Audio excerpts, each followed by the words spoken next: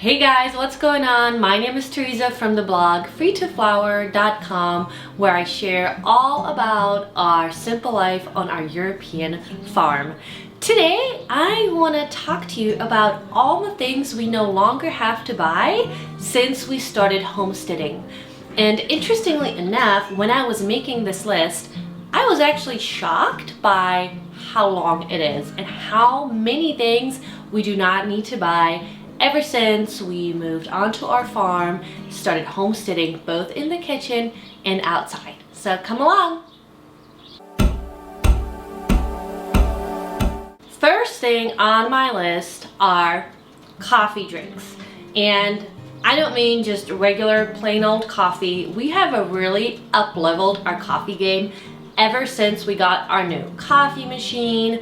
It's really interesting. We actually have a Breville or Brevi, I don't really know how to pronounce it, but in Europe they're called Sage. They're exactly the same coffee machine. We've had it for a year now. We absolutely love it. It makes delicious coffee, and so we literally never buy coffee drinks outside of the house anymore.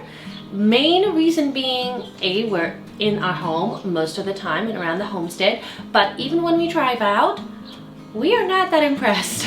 We've become really spoiled by the quality of coffee that we have at home, and so it's not even a treat anymore to get coffee outside. Next, yogurt. This has been a delightful addition to our things that we no longer buy ever since we got our dairy cow, Haiti.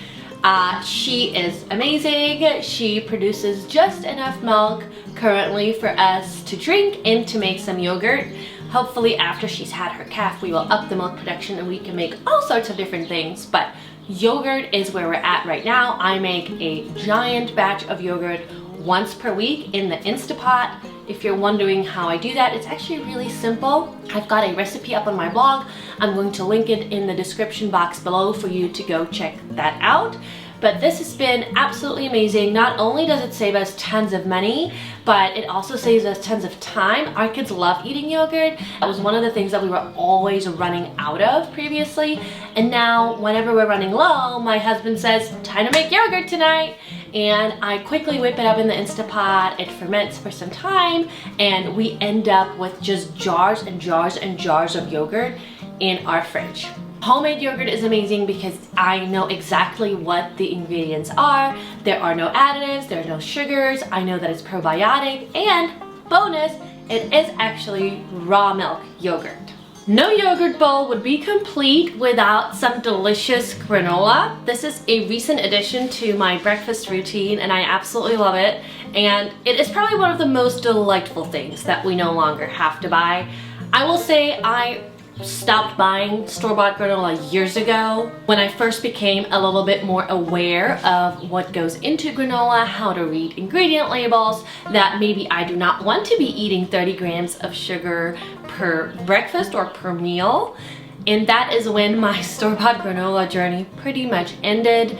Since then, I know that there are other granola brands that use less sugar, better ingredients. Whole Foods is an amazing resource for that. But guys, they're really expensive and the packages are so small. I don't know if that's just me or anybody else, but especially now as a family of 4, I mean, those granola boxes would be like 2 breakfasts for us. So making my own granola has been a game changer. It is really simple, and bonus, it is sourdough, so it contains more of those beneficial probiotic bacteria. You can modify it any way you like. You can add in whatever ingredients your family loves, and you can also adjust the amount of sweetness, which is one of my absolute favorite things about it. We like our granola on the less sweet side. I know others who like it more sweet. You can make it exactly what you want it to be. If you'd like my recipe, it's actually super simple, almost impossible to mess up. It's up on my blog, freetoflower.com. I will link it in the description box below. Next up on the list is bread. This one has been pretty tough, I have to say. I started trying to make sourdough bread years ago when I was first pregnant with my first son and we lived in Austin, Texas. and I was not successful.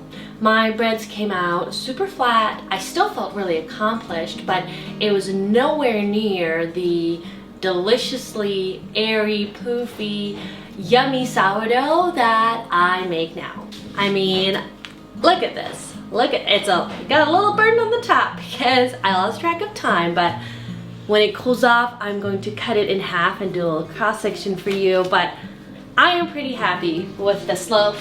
I've got another one in the oven, and it has been some time in the making. There were a lot of things I wasn't getting right at the beginning that I just wasn't aware of that I know now. I am preparing a whole sourdough troubleshooting guide so that you don't have to spend 2 years trying to figure out why your sourdough isn't turning out the way you want it to. I know that for me, I felt really down about myself and my homemaking when my bread turned out bad. And that is not to say that that's the right thing to do. I honestly don't think that you should feel bad about anything. Nothing really reflects your identity outwardly, like things you make. But since this was a skill I was trying to master, it really felt depressing to me every time the bread wouldn't come out well out of the oven. So I am going to prepare a resource for you. I don't have it just now, but know that it is coming, and know that if your sourdough isn't turning out the way you want it to, it's probably not your fault. There are some things you can improve, but most probably your starter just needs time. This is one main element that I just didn't know. No longer having to buy bread is mostly amazing for practical and organizational reasons. We love to eat sourdough bread. When we lived in the United States, it was practically impossible to get bread of this quality store-bought. In Europe, it is slightly different, but you then have to go to a store somewhere at a time when they have fresh bread and buy it. And even now, I hear my friends tell me that even here in Europe, store-bought bread is not what it used to be unless you go to a specialty bakery. We can have our bread whenever we want, whenever we're running low. I just make a new batch. It makes the house smell amazing, and I can know that my kids and my family is eating something that is homemade and healthy. I have now also started milling my own flour for my bread. I don't do it every single time, but I do it a whole bunch of times, and I make whole wheat bread from home milled flour, and let me tell you, the taste difference is amazing. It takes bread, sourdough bread, even to a whole nother level. So this is one of my favorite things that I no longer have to buy, and one that I really personally enjoy the process of making. Next up on my list is kombucha. Now this one is not new for us. Micah and I have been making kombucha practically ever since we started dating, and ever since we were first married and lived in our gorgeous apartment in Brooklyn. Kombucha was something we were making there already. We love kombucha.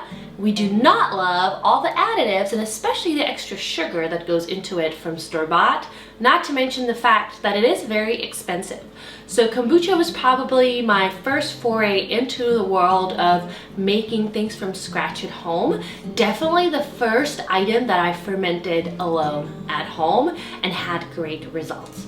We love drinking kombucha, especially in the summer or whenever anybody needs a little bit of gut boost. If somebody's been sick or just not feeling so well, kombucha is our go-to. It is also our go-to sweet beverage. We don't really do juices. We definitely don't do sodas, nothing like that in our house, but we do substitute kombucha in. Just like with sourdough, kombucha has also been a little bit of a learning curve, especially for it to be fizzy. And I love fizzy things. I actually love the taste of certain sodas, but I will just never drink them. Having my kombucha be fizzy completely replaced the craving for that. But it has not always been that way. I really struggled to get my kombucha fizzy at the beginning, and that always felt like a bummer. Luckily, I have a whole ebook on kombucha making that is completely free, and you can download it. I'm gonna link it in the description box below. You can go and grab your copy. It has everything you need to know about brewing kombucha at home, making your very first brew, and troubleshooting some of those things that I myself ran into and didn't know at the time how to fix. We make all sorts of kombucha flavors now. I actually also make decaf kombucha. Sometimes I like to drink kombucha in the evenings, and so that is when decaf kombucha comes in really nice and handy. If you want, the recipe is up on my blog. I will also link it in the description box below. Next up on my list is milk, and that obviously goes hand in hand with the raw milk. Yogurt, we no longer buy milk, and I love this, although full disclosure, it is pretty labor intensive to go milk the cow 2 times per day, every morning and every night. Luckily, our cow does not produce that much milk, so it takes only a few minutes to do it, but it is something you have to do regularly. However, we live in a place where we cannot buy raw milk. All milk that you buy, even from small farms, has always been pasteurized. Granted, very often not homogenized, which is the real evil.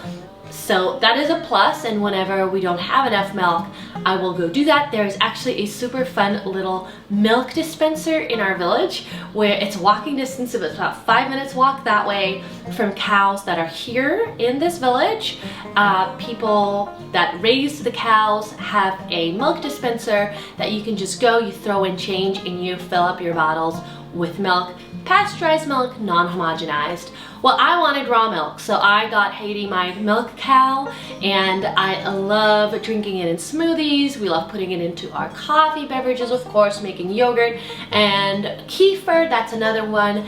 Whenever we have more of it, I will foray into cheese making. Not there quite yet.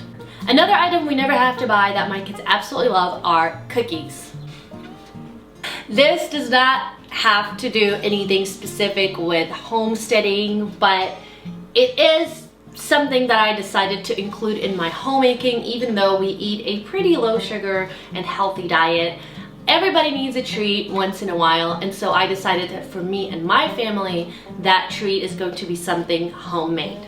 Our absolute favorite are sourdough oatmeal cookies. My husband insists that I make those at least once per week. He actually supplies me with an ample amount of oats all the time so that I never run out and can always make him those on demand. The reason why he loves them is that they're pretty low sugar and they're actually pretty healthy. They are sourdough, so they're easier to digest. You can throw anything else that you like, and I usually end up throwing in some chocolate chips, but it is a sweet treat that is honestly pretty good for you, and it tastes delicious. If you would like the recipe for that, it's up on my blog. I'm going to link it in the description box below. Another thing we no longer have to buy is chicken meat. So good. We are working on being completely self-sufficient when it comes to meat. While we are totally not there yet, chicken meat is something that we haven't bought in close to a year, and I love it. Last year we raised 100 meat birds, and we are doing it all over again this year. They're already out there in the field being pasture raised, and this year I think we're actually going to move on and raise 200 birds and sell some if we have to. I don't think our freezers are big enough, but as our family grows, our meat consumption grows, we are probably gonna have to start eating 2 roasted chickens per meal. My boys are big eaters. This has been fantastic. We love doing this. Not only is it extremely cost effective, although it is pretty labor intensive, but I think that chicken meat is one of those things that can be very dirty when bought from the store unless you're investing in the highest quality farm raised chicken meat.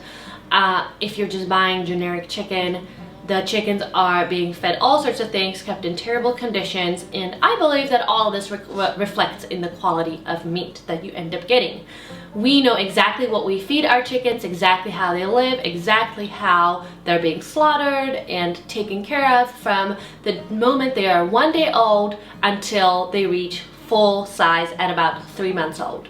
If broiler or meat bird farming is something you're interested in, I also wrote a blog post about it. I'm going to link it down below. Next up is eggs. Another giant victory for us here at the homestead. While we've always had chickens, our egg production was really low.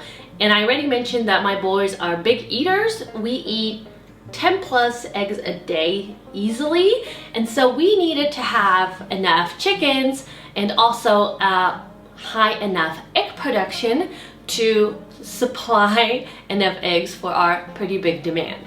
This is a massive, massive savings, but also just a huge convenience. Even if we run out of all the food in our fridge, I know that there are always going to be some eggs on hand somewhere that I can whip up into a quick meal.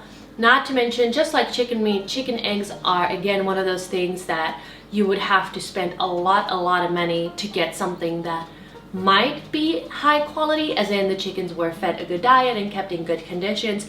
We never truly know though, do we? Whereas here, I know exactly what my chickens are eating. I know exactly where they live. We built a beautiful new chicken coop for them last year that they are loving. And we've recently started mixing our own feed for them, which has upped our egg production and general chicken happiness. So we actually don't even buy store-bought chicken feed anymore.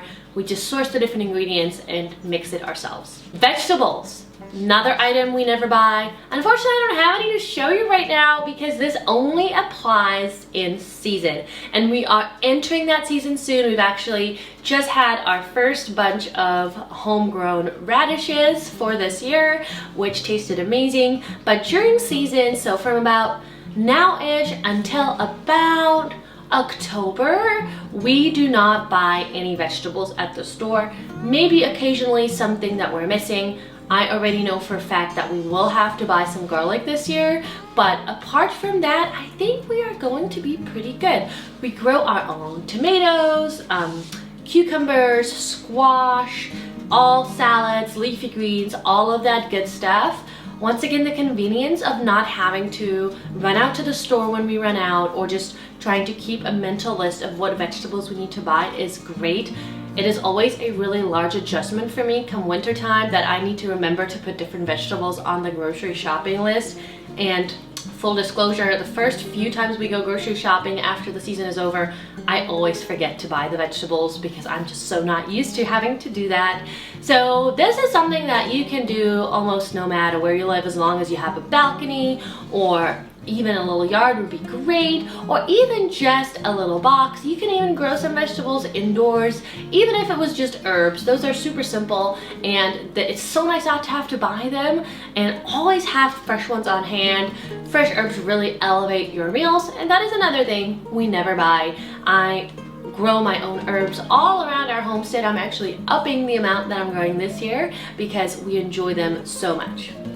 Next up is jams. Jams, this is apple butter, all sorts of things that you can we no longer have to buy. I made a bunch of jams and preserves last year from wild blueberries, wild blackberries, our own apples. Let's see what else. I even canned some tomatoes, but those were gone really fast. And whatever we can preserve in a jam form, we will just do that. I love doing this. Once again, I'm in control of the ingredients. The sugar levels can be kept pretty low. They taste delicious, and I know that I'm giving something very nourishing to my kids. This is a great way to save money and introduce something a little bit more nourishing to your family's diet. And you can do this anywhere. All you have to do is have a kitchen and a few simple supplies. Then you go source your fruit from hopefully a local farmer, and you can make your own jams and preserves. There's really nothing to it. I don't have a guide yet. Hopefully I will in the future. A new addition to the things we don't buy is vanilla extract. Here it is. I am making my own vanilla extract for the first time. It still has about 2 months to go, but this is something I've been very excited to try making and no longer have to buy. I, once again, am dubious about the ingredients. It is very pricey and it keeps running out. So I made this giant jar of it with vanilla bean from Madagascar. It has to sit for about 4 months, so we will see how it turns out. And lastly, tinctures and other herbal remedies. Another thing we do no longer buy at the homestead. This is my Dandelion Tincture that is going to be ready for straining soon. It is great as a digestive aid and general cleaning the body aid. Super simple to make. Once again, as long as you can go forage some herbs that are unpolluted and clean, you can make this yourself extremely easily. I have a full recipe up on my blog. I'm gonna link it in the description box below. Okay guys, there you have it. I hope that this list inspires you to maybe start making some of your own things in your kitchen too, and that it gives you hope of reducing your grocery bill very easily and substituting a nourishing, a nutrient-rich alternative to your family's diet with just a little bit more work. This whole process has been extremely rewarding for me, and it goes so much further than just the money savings. It's the quality and how we feel after consuming homemade items as opposed to store-bought. So thank you so much for watching. If you would like to know more about our simple life on our family farm in Europe, please hit the subscribe button down below, and also go check out my blog freetoflour.com, where you can download all of these recipes, print them out, pin them for later on Pinterest so that they don't get lost, and check in with whatever else is new at our farm. Till next time.